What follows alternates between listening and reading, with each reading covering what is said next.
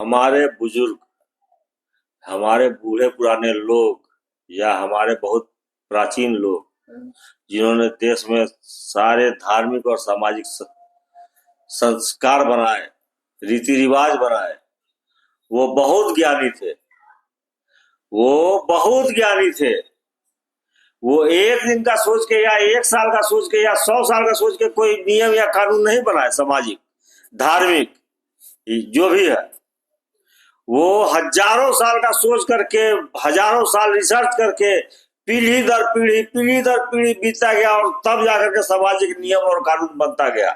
सामाजिक, धार्मिक, या उसे कहे आर्थिक, या हमारा जो कृषि पर आधारित समाज था उस संबंधित, या हमारे सगा संबंधी जो रीति रिवाज था, सब चीज के विषय में उन्होंने वर्षों रिसर्च किया, वर्षों उसको चला करके देखा कि इसका परिणाम हमें क्या मिलता है। तब जाके उन्होंने किसी रीति रिवाज, संस्कृति या परंपरा या सामाजिक नियम का निर्माण किया जिसको निभाते हुए हम लोग आ रहे थे। लेकिन आज भ्रष्ट नेताओं द्वारा, स्वार्थी लोगों के द्वारा, पढ़े लिखे अफसरों के द्वारा देश के सारे सभ्यता संस्कृति को प्राचीन और गलत बताया जा रहा है और नई परंपराओं को जन्म दिया जा रहा है। जिससे, लेकिन मेरा कहना है, मेरा दावा है कि यदि आप प्राचीन एक परंपरा को तोड़ेंगे तो 1 लाख समस्या आपके सामने पैदा होगी। इसे आप समझना चाहते हैं तो 1-2 उदाहरण देकर मैं समझा सकता हूं।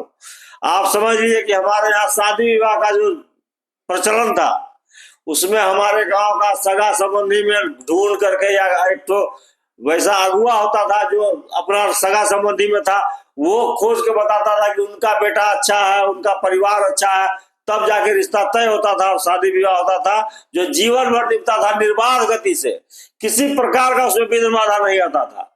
लेकिन आज उन परंपरा को तोड़ दिया गया है।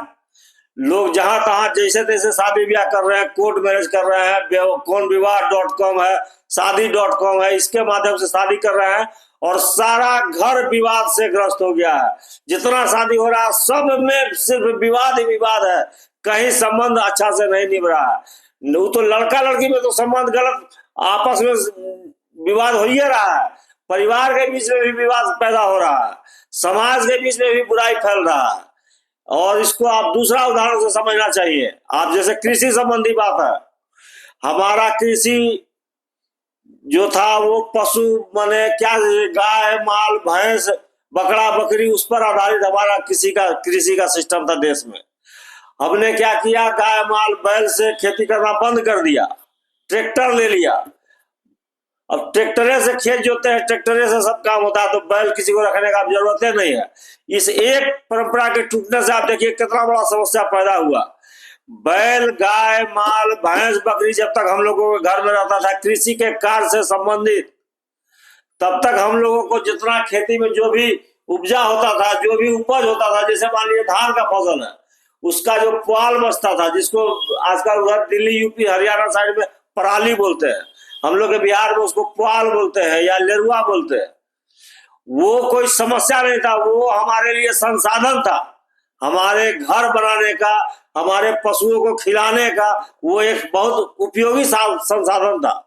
लेकिन आज ट्रैक्टर की खेती करने की वजह से क्या हुआ, आज ट्रैक्टर से खेती करने की वजह से वो एक हमारे लिए बहुत बड़ा समस्या हो गया।